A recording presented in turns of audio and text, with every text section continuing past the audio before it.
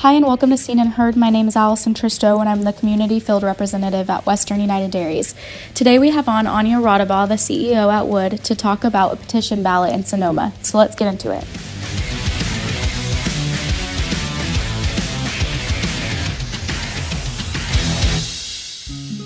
Did you know that you can turn your dairy manure into cash? Bennett Environmental is offering above-ground dairy digesters at no cost to you. These systems can also remove nitrates from your lagoons to help you comply with water board regulations. Our proven above-ground technology will generate income for your dairy into the foreseeable future. Because we truck the renewable natural gas off-site, your dairy can profit regardless of your location. Bennett Environmental, turning your wastewater liabilities into sustainable assets. Learn more at bennett-environmental.com.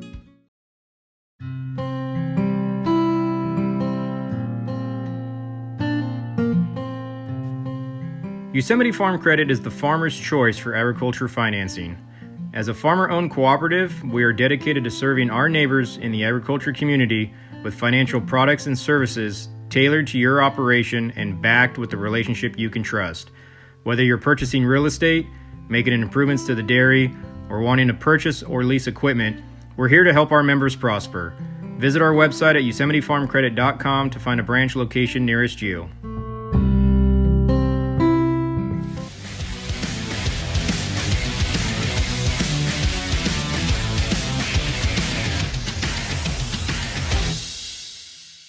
So today we have on Anja Raudabaugh. How are you doing, Anja? I'm great. Thanks for asking. So Anja is going to talk about a ballot petition that is going on in Sonoma. Anja, do you want to dive into that? I don't want to, but I'm here to talk about it because I think it's a very good idea to talk to dairy farmers about what's happening and the impacts that it's going to have across the industry. But in late August, an organization that the dairy industry is very familiar with called Direct Action Everywhere, which is a actual domestic terrorist organization, decided to use a straw man, which is just a citizen of Sonoma County, to file for an intention to circulate a petition. And the rules and regulations in each county about how you qualify a ballot proposition are very different. But in Sonoma County, you begin by asking for permission. You state your declared purpose. Essentially, you kind of tell the county what you want to do, and you ask for an official title and summary with a certain period of time for which you can start collecting signatures in order to qualify an actual ballot measure in a local election. And so that process began on August 21st of this year. And then in early September, Sonoma County indicated that it was their intention to begin to process that application. And so it is our understanding that they are going to be giving the petitioners a ballot summary and title so that the signature gathering will start very soon thereafter. And so we're right around the end of the 15-day time period for that. So we can assume at this point that the ballot petition is underway. And what the ballot petition seeks to do is eliminate any confined animal feeding operations in the jurisdiction of Sonoma County. And so that's kind of a devastating impact for duck, poultry, chicken, swine. There are no really swine facilities in California. Interestingly enough, they decided to exempt goats and sheep, which is very odd. Considering the confined nature of a lot of that. But and they also exempted any equine facilities. So generally speaking, the petition seeks to eliminate CAFOs, which they have lots of special names for. But generally speaking, we are treating this as a major threat, not just within Western United Dairies, but a coalition that has started to form around this, led by Sonoma County Farm Bureau, facilitated and assisted by the California Farm Bureau Federation, is really mounting an effort to see what can be done and ensure that we stay on top of a oppositional response to this ballot measure. In 2018, there was a very popular vote. Proposition 12 passed in Sonoma County by over 65%. So this was very strategic on the part of this terrorist group. They understand their audience, and they know that talking about CAFOs is something that will probably lend them some credibility in this space. So generally speaking, we are treating this as one of the biggest threats to animal ag that we've ever seen, and we're going to mount a response that is appropriate in dealing with this. So, Anja, will this have statewide ramifications? That's the concern. The way the ballot petition was crafted, it was somewhat well done in that they understood the confined animal feeding operations cannot actually be located in the city jurisdiction. And so they have carved out a very specific county ordinance that they're using to try to craft this exemption. And understanding that, these facilities, duck, poultry, dairy facilities exist in the county proper, that's been their main target. They've exempted any kind of emergency response, like if there's a fire. They've exempted fairgrounds, which I think is an interesting response to AB 554. Go back and look at how we killed that one this year. But generally speaking, they've really thought through this in a way that will probably have some CEQA ramifications for dairy farmers throughout California, especially those that are under General Order Number 5 in the Valley. I think that thinking through how this deals with general plan amendments and zoning ordinances is something they haven't thought through. But generally speaking, I think that if they are successful in Sonoma County, it will only be a matter of time before they try these efforts in other local jurisdictions. Understanding that the threshold has been very high recently to qualify a statewide ballot proposition, because the voter turnout has been very high in response to an anti-Trump wave in California. And so the amount of qualified petitions and signatures that have to go with those petitions essentially has gone up and up and up, which means statewide right now, I think the cost to qualify a single signature is close to $10 or $11 a signature. That's up significantly from like 2018 when it was, I think, $3 a signature. So you can understand that financially the barriers are much lower at these county-wide levels.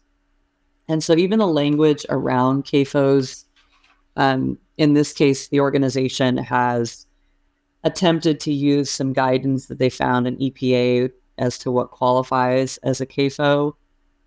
Interestingly enough, they pulled from some data that is not relevant, but that's not what the petition says. So they're qualifying a CAFO in this case to be anything more than 100 animals. So they are directly targeting the regenerative and small organic dairies in Sonoma County. So yes, I think that this has significant ramifications, not just across the state, but probably across the nation. And so sitting up and paying attention to it is something that we're about to take very seriously as a coalition. How do you think that this will affect other sectors in agriculture? The downstream economic effect of removing, I think, a general sector of agriculture. I mean, dairy is still the number one commodity in California. This organization knows that. So I think that we're thinking about the livelihood of not just our employees, but all of the tertiary businesses that go along with this. And if you think about Sonoma County itself, the economic impact it could be devastating. Interestingly enough, the ballot proponents thought to try to offer recompense for any employees that might be put out of a job as a result of this. They are not clear in their ballot proposal about what that compensation would be, but they have kind of at least an acknowledgement that there would be significant economic harm in Sonoma County as a result of this. So thinking about other sectors of agriculture, we do have the Feed and Grain Association as a close partner. The Poultry and Egg Federation is also a close partner in this, but all of our third stream and downstream providers, whether they be tractor dealerships or tire manufacturers, there's thousands of them. And so just thinking about the dependence that we have on our dairies is frightening to me to think that this could pass. So thinking about the timeline, they have a number of months at this stage to get 30,000 signatures. That's the low bar that Sonoma County has offered to qualify for a March 2024 election. So in the scheme of things, when you think about the holidays, it's not that much time. And so we've done, I think, a good job so far of rallying together. I can't say enough good things about Sonoma County Farm Bureau leading this effort. This is in their backyard, so to speak. And so we're trying to support them in every way we can, and without giving away our entire battle strategy. If members want to get involved, we are going to link some of this information on our website, Western United Dairies, wudairies.com, and they can click on some of that to learn about how they can get involved, be a little bit more helpful. But I do see huge ramifications just looking at how we did not do enough to, I think, corral Prop 12 and Prop 2 before it. These are significant threats that we've known are there. And I think that this is the one that we really have to stop before they get worse. Anja, do you have anything else you'd like to leave the producers with before we wrap this up? I think that's it. It's not a lot of good news on that front, but just understand that we are gearing up to fight. This is about as ready to go to war as we can get. And so we're finally marshaling our army of consultants and valued coalition members. So I really encourage our members to stay alert. There will be many petition gatherers outside of your local retail stores, Lucky's, Walgreens, Save Mart, Safeways. I'm sure the Whole Foods is going to be a prime target for these folks. This is a really huge concern, and I think we should treat it like a fire drill. This is an area that we know with the consumer, we're really strong with animal health and welfare. The polling thus far has demonstrated that our existing animal health and welfare standards amongst the beef and dairy sector have been very well received by the consumer.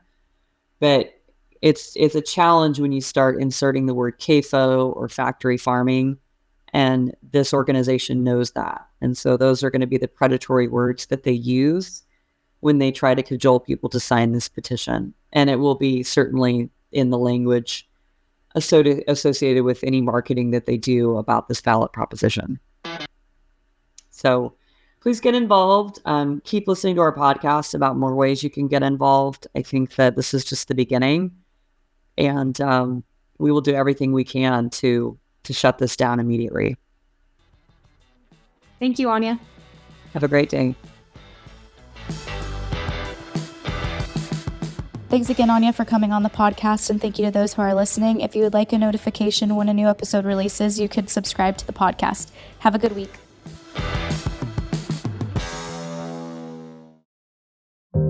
Are you tired of hearing that the main way to save water is fallowing? Are you tired of seeing articles about how alfalfa and corn waste water? At Common Good Water, we combine the best-in-class subsurface drip system and precision crop management services, including pest control. Our verification program qualifies for public funding, and we want to help you continue farming in California. Contact your groundwater sustainability agency and ask how you can work with Common Good Water. Visit commongoodwater.com. Pacific Gas and Electric is here to remind you that signs keep you safe. Sections of our natural gas transmission pipeline travel underground and beneath agricultural land. For the safety of you, your family, and your employees, pipeline markers are placed to indicate the approximate location of the pipe as a reminder to use extra care. Removing a pipeline marker creates a serious safety hazard. To have additional markers placed or report damaged or missing markers, please call your PG&E account manager or our agricultural customer service center at 877-311-3276. To learn more, visit www.pge.com/agsafety. Remember, signs keep you safe. Thank you to the Western United Dairies generous business sponsors, the Morning Star Company, Holt of California, Farm Credit Alliance, PG&E, Arata, Swingle, Van Egmond and Goodwin Law Offices, Yosemite Farm Credit, F&R Ag Services, Moss Energy Works, California Dairy Magazine, Bennett Environmental, and Common Good Water. We appreciate our sponsors and thank them for their continued support. While Western United Dairies respects the varied views of our guests, please note that the opinions expressed in the Seen and Heard podcast may not necessarily reflect the positions of the Western United Dairies Board of Directors or our sponsors.